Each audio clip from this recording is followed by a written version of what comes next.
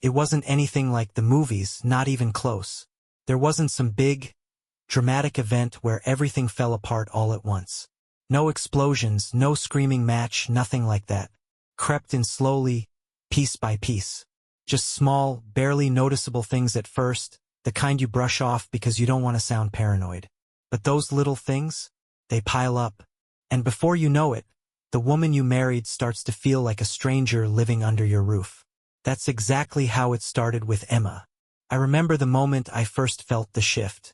She was packing for a work trip, standing by the bed, tossing clothes into her suitcase like she was in a hurry. Her back was to me the entire time. At first, I didn't think much of it. She traveled for work often. But this time, something felt different. The outfits caught my attention. Short dresses, tight tops. She looked incredible, no denying that. But these weren't the kind of clothes she usually packed for business trips. Then there was the perfume, the one I had saved up to buy her last year for our anniversary.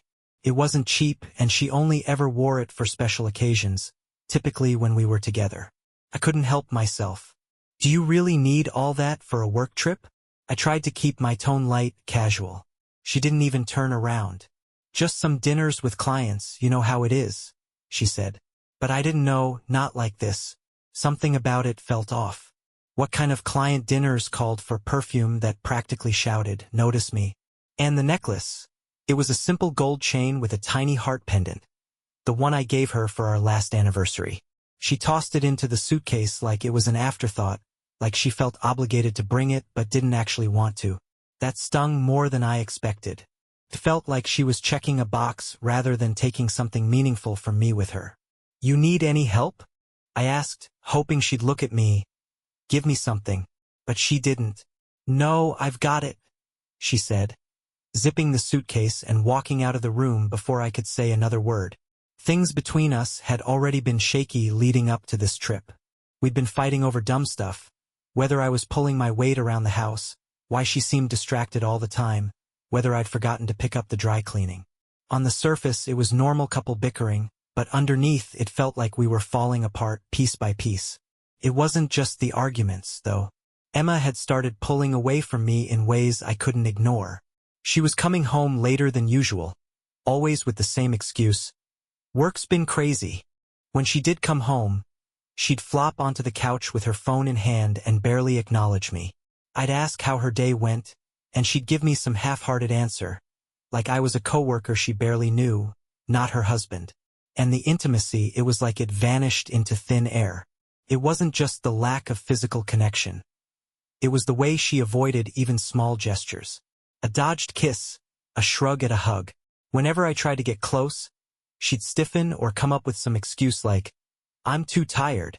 One night, after a nice dinner, I tried to be affectionate, and she looked at me with this mix of annoyance and pity. "Daniel, not now, okay? I have an early day tomorrow," she said. I just stood there, feeling like a fool, like I'd asked someone to dance and been rejected in front of everyone. That night, I couldn't sleep. I just lay there, staring at the ceiling, trying to figure out when it all started to go wrong. I kept thinking about when we first met, how just seeing her used to make my day. We'd laugh all the time, touch each other constantly, like we couldn't get enough. But now I felt like I was living with a stranger. A few nights later, I met up with Liam at the bar. He's been my best friend since college, the kind of guy you can tell anything without feeling judged. We were shooting pool, knocking back whiskey, and I decided to unload some of the weight I'd been carrying. "She's been acting weird, man," I said, lining up my shot. "Not just busy distant, like really distant." Liam chalked his cue stick, gave me a long look. "Rough patches happen, dude. Maybe she's just stressed with work." "Yeah, maybe," I said, sinking the 8-ball. "But she changed her phone password." That made him pause. "Did she tell you why?" "Nope." He didn't say anything for a while, just took a long sip of his drink. "Look, man, marriages go through stuff. I'm not saying anything's going on, but that's not a great sign. And that's the thing about Liam. He's not one to jump to conclusions. So, if even he was hesitant, I knew I wasn't imagining it. When I got home that night, Emma was already asleep, or at least pretending to be. I lay there beside her, staring at the curve of her back, the way her hair fanned out across the pillow. I wanted to reach out, to touch her, to feel something. But the distance between us felt enormous. Like an invisible canyon I didn't know how to cross. The next morning, she left early for her trip, giving me a quick kiss on the cheek as she walked out the door. It wasn't the kind of kiss you give your husband. It was the kind you give a distant relative at Thanksgiving. I watched her leave, and something inside me just knew. When she came back, things wouldn't be the same. Not that they were great before, but this time felt different. I kept running everything over and over in my mind, trying to spot the signs I must have missed. The times she'd cancel plans at the last minute. The nights she wouldn't answer her phone, saying later that she was just too tired. Back then, it was easy to brush it all off when you trust someone. But once doubt starts to creep in, it doesn't leave you alone. I kept telling myself I'd confront her when she got back. But deep down, I already knew. Something was broken, and this time it couldn't be fixed. It hit me out of nowhere, like a punch I never saw coming. One morning, I picked up our shared tablet, same as always, planning to scroll through the news with my coffee. I wasn't looking for anything suspicious. It never even crossed my mind. But then the screen lit up, and I noticed something that stopped me cold. The tablet had synced with Emma's phone. Her messages, photos, emails, they were all sitting there in plain sight. At first, I swear I didn't mean to snoop. But then I saw it. A notification for a hotel bill. My stomach dropped as I opened the email. It wasn't just any bill either. This one listed a dinner for two, complete with champagne, dessert, and fancy cocktails. My hands started shaking as I kept scrolling. The hotel name jumped out at me, a swanky 5-star place downtown. And then I saw it, the part that hit me like a brick. Attached to the receipt was a note. Thank you for choosing us for your romantic getaway. A romantic getaway? What the hell? I wish I could tell you I just set the tablet down and walked away. But I couldn't. I couldn't tear my eyes off the screen. My fingers hovered over the synced photo gallery. And when I opened it, my entire world flipped upside down. There they were. Pictures of Emma in her best clothes I'd never seen before, posing in ways that left no doubt these weren't meant for me. My chest tightened, and I felt like I couldn't breathe. I couldn't stop myself. I kept scrolling, desperate for something that would make this all make sense. Anything. But the deeper I went, the worse it got. The way she posed, the way she looked, it wasn't casual or innocent. It was meant for someone else. Someone who wasn't me. I grabbed my phone and called her. No answer. I tried again. Straight to voicemail. I must have called a dozen times, pacing the kitchen like a caged animal. When she finally responded, it wasn't with a call. It was a text. All it said was, busy with work, can't talk right now. That was it. No apology for ignoring me. No explanation. No effort to make things right. Just more avoidance. I sat down at the table, the tablet still open in front of me, trying to hold it together. But the anger was bubbling up inside me, thick and heavy, threatening to boil over. I went back to the pictures, scrolling through them again like maybe, somehow they'd hurt less the second time. They didn't. If anything, it was worse. Then I checked her messages. I don't even know why I did it. Maybe I thought seeing everything spelled out would make it easier to process. Instead, it felt like a knife twisting in my gut. One name kept popping up. Owen. I didn't know who he was. I'd never heard her mention him. Not once. The texts weren't long, but they were damning. Playful, flirtatious messages. Inside jokes. Plans for drinks, late nights, and hotel rooms. And then the one that broke me. Can't wait to see you again. Same room as last time. I stared at the screen, my heart pounding, my head spinning. That was it. The confirmation I'd been dreading. She wasn't just cheating. She was planning to do it again. I thought I'd feel rage, but all I felt was this icy, hollow emptiness. Like some part of me had known all along, and the rest of me was just catching up. I don't know how long I sat there in the silence of the kitchen, the weight of everything pressing down on me. I was holding the tablet, fighting back tears that were on the verge of breaking through. I don't cry, not often anyway. Hell, I couldn't even remember the last time. But this was different. This wasn't just betrayal. This was the death of everything I thought we had. All the kisses, all the memories, all the promises we'd made. They felt like lies now. I kept staring at those texts, my mind racing. How long had this been going on? Was it just him? Were there others? When had she stopped loving me? If she'd ever loved me at all? Then my phone buzzed. A message from Emma. We'll talk when I get back. Okay? Don't stress. Don't stress. After everything I just uncovered, she told me not to stress. I almost laughed at how absurd it was. She didn't deny anything. No panic, no remorse. Just a lazy text, like I was some fool who'd sit around and wait for her to come back. No questions asked. I set the tablet down, my hands trembling, my anger building like I'd never felt before. Every part of me wanted to smash it against the wall, to scream, to break something. But I didn't. I just sat there, my heart pounding, trying to accept the truth. The woman I'd built my life around, the one I thought I knew better than anyone, had been lying to me the whole time. Eventually, I got up and started pacing, trying to figure out what the hell to do next. Do I call her? Confront her now? Or wait until she's back and see her face when I lay it all out? One thing was crystal clear. There was no coming back from this. Whatever we had, it was gone the moment she sent those pictures. It ended the second she chose someone else over the life we'd built together. The scariest part wasn't losing her. It was realizing that maybe I never really knew her at all. The rest of the day was a haze. I replayed every moment we'd shared, trying to see the cracks I must have missed. The late nights, the canceled plans, the growing distance between us. I tried so hard to convince myself it was just a rough patch, something we could work through. But now I understood. There was no working through this. It was never going to be fixed. I poured myself a drink, sat on the couch, and stared at the tablet again. The messages from Owen were still open, mocking me, daring me to do something about it. My fists clenched as I thought about that smug bastard, knowing he'd been with my wife, and I'd been sitting at home like a fool, completely in the dark. This wasn't just betrayal, it felt like war, and I wasn't going down without a fight. The next morning, I woke up feeling like I'd been hit by a truck. Not from alcohol, but from the emotional wreckage I'd been drowning in all night. My eyes burned, my chest felt tight, and even breathing was a struggle. I couldn't keep it bottled up anymore.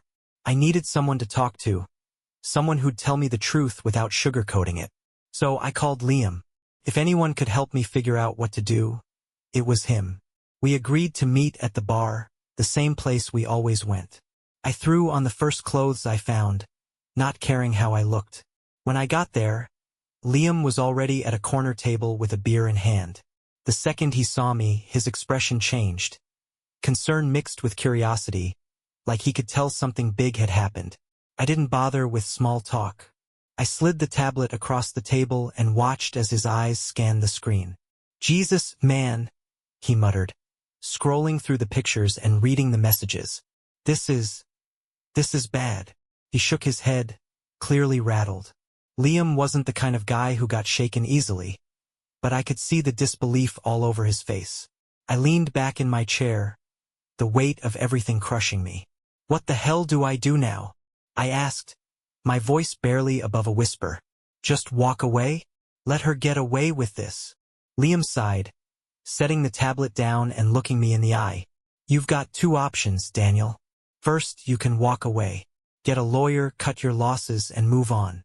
Yeah, it'll hurt like hell, but at least you'll keep your dignity." I shook my head, frustration bubbling to the surface. "That's not enough. Not after what she's done." He gave me a knowing look, like he'd been expecting that. "Then there's option two. Hit her where it hurts. Make her feel the way you're feeling right now." I sat there, my mind racing. Part of me wanted to be the bigger person, to let karma do its thing and just walk away. But the other part of me, the part that had spent hours staring at those photos and reading through the lies, wanted revenge. I wasn't proud of it, but it was there, simmering just beneath the surface. After a long silence, I finally spoke. "I want her to feel it," I said quietly. I want her to know what this feels like. Liam nodded, almost like he'd known that was coming. Then you know what you've got to do. The plan started forming in my head as I drove home. It was dark, calculated. Confronting her outright was too simple. No, I wanted her to feel the betrayal, the gut-wrenching hurt. And I knew exactly who I could use to make it happen. Ava Mitchell. Ava had been one of Emma's closest friends for years, though they drifted apart recently. Ava had always been a bit flirty with me, nothing serious, just little comments when Emma wasn't around. But now, those moments felt like an opportunity. I didn't need much convincing to believe Ava would go along with it. I knew she would. She'd always had a thing for me, and I was finally ready to give her a taste. Just for one night. I pulled up her number and sent a text. Hey, Ava, been thinking about you. Wanna grab dinner sometime? Her reply came faster than I expected. I thought you'd never ask. I couldn't help but smirk, though it felt bitter more than anything. Tomorrow night. My place? Her response was instant. I'm in. Can't wait. And with that, everything was set in motion. There was no turning back now. The next day, I spent hours preparing the house. I bought candles and flowers, setting up the place to look like something out of a cheesy romantic movie. I set the table with our best dishes, poured wine, and dimmed the lights just enough to create that warm, intimate vibe. To anyone else, it would look like I was planning a romantic evening for my wife, like I was trying to win her back. But in reality, I was setting the stage for her worst nightmare. Upstairs, I double-checked the bedroom. The bed was made, the sheets were fresh, and the room smelled like lavender, just the way Emma liked it. I placed 2 wine glasses on the nightstand for effect and turned the lights down low. Every detail was perfect, a flawless illusion. By the time I was done, the house looked like it was ready for a fairy tale evening. Except this wasn't a fairy tale. This was the beginning of the end. I stood in the middle of the living room, taking it all in. The house felt like a stage, and I was the one pulling the strings. For the first time since discovering those messages, I felt like I was in control again.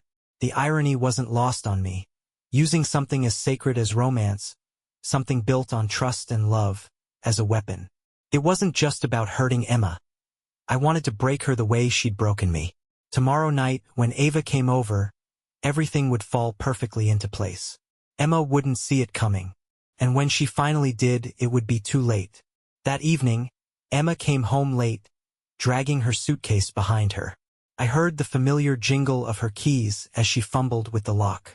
When she stepped inside, she seemed content, tired, sure, but not the kind of exhaustion that comes from a long day of work. No, this was the kind of tired that came from having too much fun. Her eyes had that glazed-over look, her hair slightly messy, and she moved with a relaxed ease. If I didn't already know the truth, I might have believed it. She could have just been happy to be home. But I knew better. Hey, babe, I said, meeting her at the door with a warm smile and a glass of wine in hand.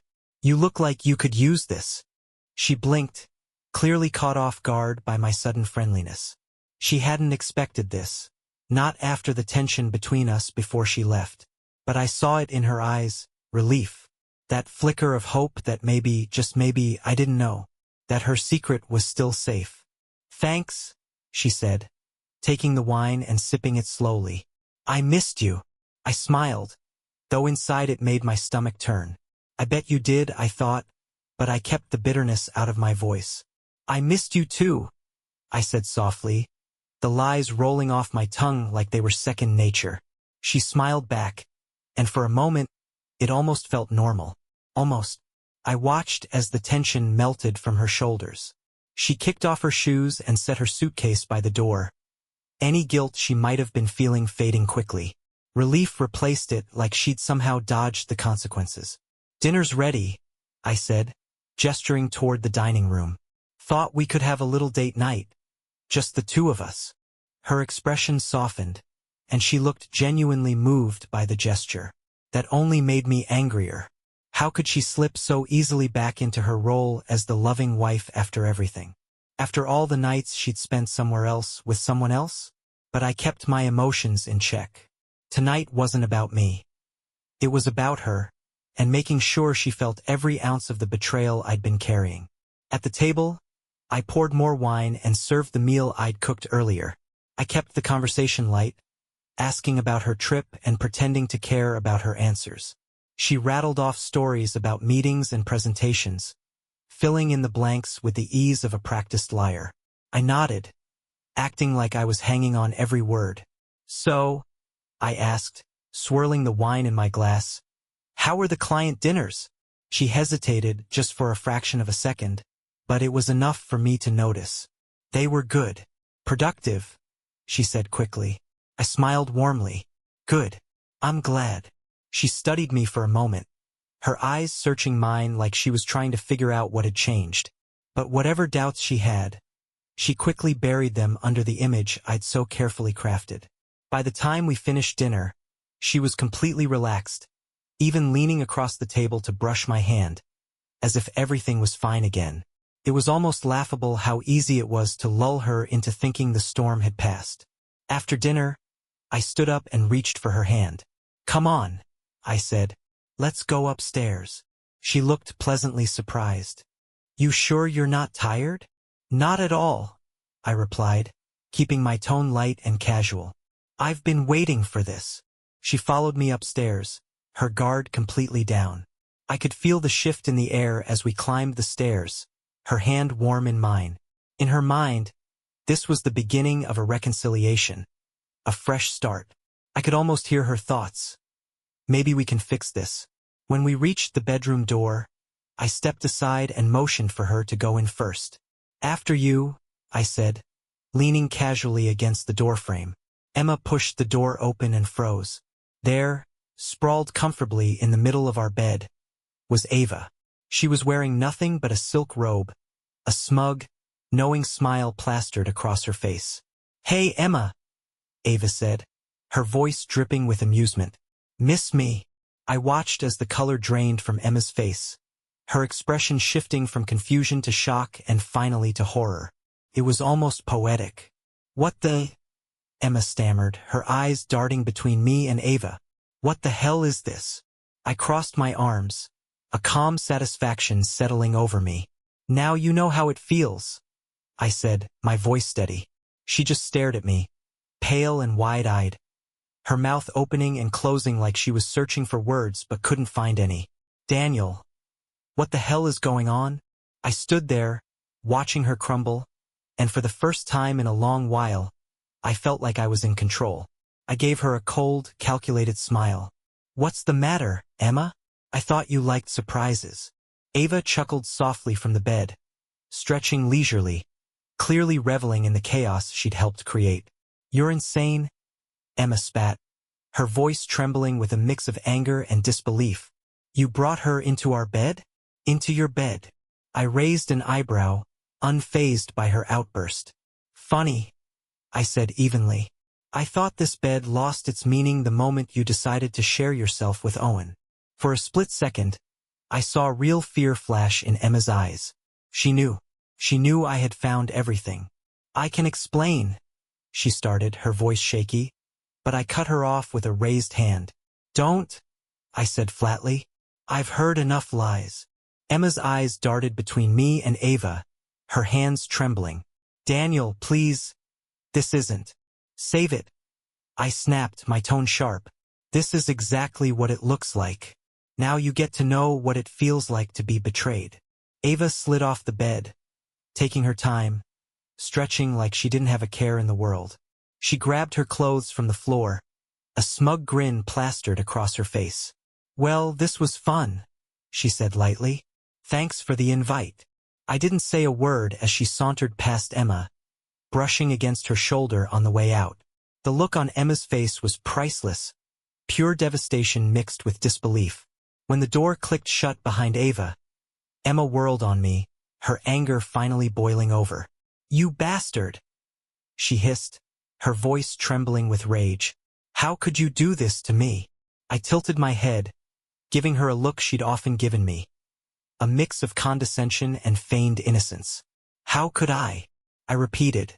"How could you?" She stood there, breathing heavily, her fists clenched, tears brimming in her eyes. But I felt nothing for her. Not pity, not sympathy.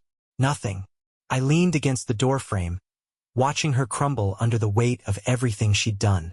For the first time in what felt like forever, I felt a strange sense of peace, like a weight had been lifted off my shoulders. Emma's face twisted in rage, and the silence shattered like glass. "You!" she screamed, her fists trembling. "How dare you bring that woman into our bed? How dare you?" I stood there, calm and unmoving, arms crossed, watching her unravel. It was surreal, like I'd finally pulled the mask off and was seeing the real person underneath. The rage, the panic, the betrayal. It was all there, laid bare for me to witness. The irony of it all almost made me laugh. "You did this to me!" she shouted, her voice cracking as she tried to twist the narrative. "After everything, you do this?" I leaned casually against the wall, giving her the coldest look I could muster. "Now you know how it feels," I said evenly. The words hit her like a slap. Her mouth opened as if she wanted to argue, but no words came out. I saw the exact moment it hit her, the realization of what she had done, staring her right in the face. She took a step back, her body trembling, her face pale as though I had physically struck her. "You don't understand, Daniel," she stammered, her voice dropping from anger to something almost pleading. "It wasn't what you think. I didn't mean for it to happen. It was just one stupid, drunken night. A mistake." She was grasping at straws, desperate for something that might save her now. Her words came out in a frantic, jumbled rush, each one feeling more hollow than the last. "I didn't want to hurt you," she continued, tears streaming down her face. "It was never supposed to be serious. I was drunk, not thinking straight. I didn't even know what I was doing. I didn't blink. I just watched her, letting her excuses drift past me like background noise. She sounded like a teenager trying to lie her way out of trouble, not a grown woman trying to explain away the betrayal that had destroyed everything we built. "You didn't mean for it to happen?" I repeated, my voice heavy with disbelief. "So what? Owen just accidentally ended up in your bed." Her face flushed deep red, and she turned away, unable to meet my eyes. "I swear, Daniel," she whispered, tears now freely falling. "It didn't mean anything. I was just confused, lonely. We were in such a bad place, and I—" "Stop!" I cut her off, my voice cold as ice. "Just stop." She looked at me, her eyes wide, as though she still had some shred of hope that I might forgive her. But I didn't, not even a little. Before she could say another word, Ava's voice cut through the tension. She was standing near the door now, lazily tying her robe. "Well, that was entertaining," she said with a smirk. Emma turned on her, her face twisting with venom. "Get the hell out of my house." Ava took her time, moving deliberately, savoring every moment. She tightened her robe, then flashed Emma a smug grin. "Relax, Emma," she said, her tone dripping with mockery. "I was just doing what you couldn't, keeping your husband company." I stood silently, watching the scene unfold exactly as I'd planned. Ava gave me a wink as she walked toward the door. As she passed Emma, she leaned in, whispering just loud enough for me to hear, "Guess what, Emma? He's not even that great of a husband." Emma froze, her jaw clenched so tightly I thought it might snap. The room was heavy with tension, and for the first time, she was the one standing in the wreckage of her choices. I thought for a moment she might snap her teeth from clenching them so hard, but she didn't say a word.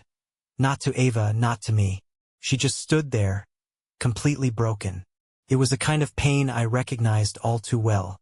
Ava, meanwhile, strolled toward the door, her heels clicking softly on the hardwood floor. She glanced back over her shoulder one last time, a satisfied smile on her lips. "Thanks for the invite, Daniel," she said with a wink. I nodded without saying anything. With that, she was gone, leaving Emma and me standing alone in the wreckage of what once was.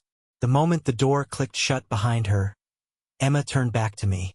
Her face was a twisted mess of rage, shame, and disbelief. Her breath caught in her throat, and I could see the cracks spreading wide across her carefully constructed facade. "How could you do this to me?" she whispered, her voice hollow, like the betrayal had drained the life out of her. I let the silence sit between us, heavy and suffocating, before finally answering. How could I not? The next morning, I woke up before the sun. The bed felt colder than it ever had, and I lay there staring at the ceiling, thinking about what came next. There was no going back now. Whatever had been left between Emma and me was shattered, and there was no pretending otherwise. It was over. I slipped out of bed carefully, not wanting to wake her, and headed downstairs. The house felt quiet, heavy, like the calm after a storm. Her suitcase was still by the door, exactly where she'd left it. I dragged it into the kitchen and began packing her things.